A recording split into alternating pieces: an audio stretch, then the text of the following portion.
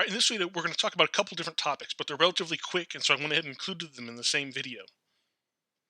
The first one topic is about counter ions. And so we know that ionic compounds dissociate in solution. So when I look at sodium hydroxide, when I dissolve this compound in water, this Na plus doesn't stick with the OH minus. We know that they dissociate. And so I have separate Na pluses floating around from the separate OH minuses. Same thing would be true from this NaNH2. The NH2 minus is a polyatomic ion, and it's going to dissociate from the Na plus. In this case, the sodium is a counter ion, or in 1211 we would have called it a spectator ion. They have to be present because they're needed to balance the overall charge of the solution, but they're not directly involved in the reaction. And so very often we don't include counter ions when we're writing the overall reaction. And so, you know, I'll often do this, in the book will too. If we're told a reagent is NaOH, rather than writing NaOH, right, we're just going to focus on the OH minus. The next topic is called the leveling effect. And this has to do with the fact that the solvent can actually interact with the acids and bases that we're adding to it. And it turns out this leveling effect means that I can't use stronger acids than the conjugate acid of the solvent, and I can't use stronger bases than the conjugate base of the solvent.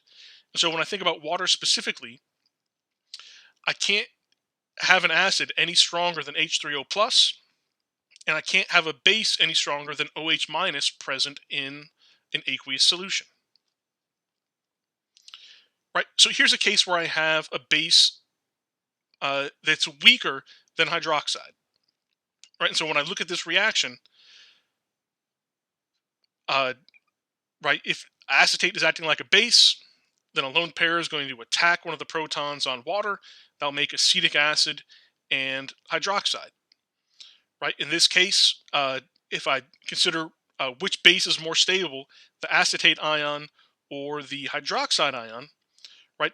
If I consider ARIO for atoms, it's the same, right? I got the negative charge on oxygen, negative charge on oxygen. I next go to resonance, right? And so now the acetate ion is resonance stabilized, and the hydroxide ion is not. So this base is more stable, and so the reactants are favored. And so while water does react to a very small extent with the acetate ion, the reactants are largely favored, and so the acetate ion will be present in solution, and so it can react with other reagents. If we look at another case, so here I have sulfuric acid and water. And so now sulfuric acid is going to act like an acid, water is going to act like a base, and so the lone pair on the water will attack the hydrogen from the acid. These electrons will become a lone pair on the sulfate.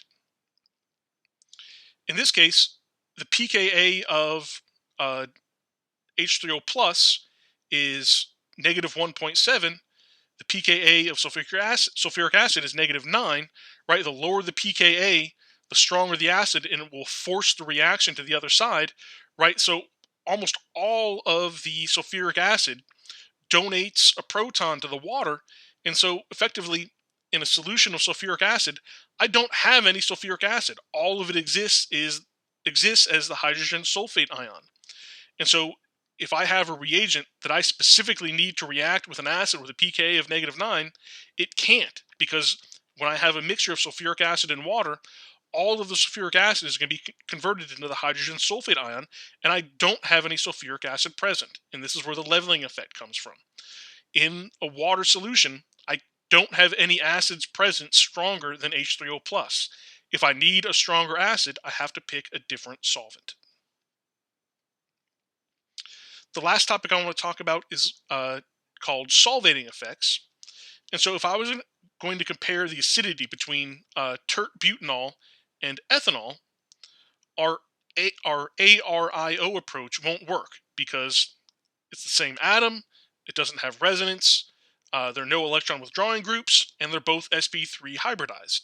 Right? So how can we explain the fact that ethanol has a lower pKa and is therefore more acidic than tert-butanol? And the way we can explain this is using a solvent effect. So the more solvent molecules I can put around the conjugate base that I create, the more stable that base will be. And so, in the case of this molecule, right, when I form the base, right, because we have this bulky tert butyl group, I can't get as many solvent molecules around it.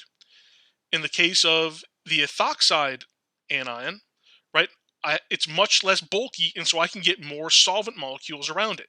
So more solvent molecules, more stabilize the conjugate base, and so ethanol has a lower pKa.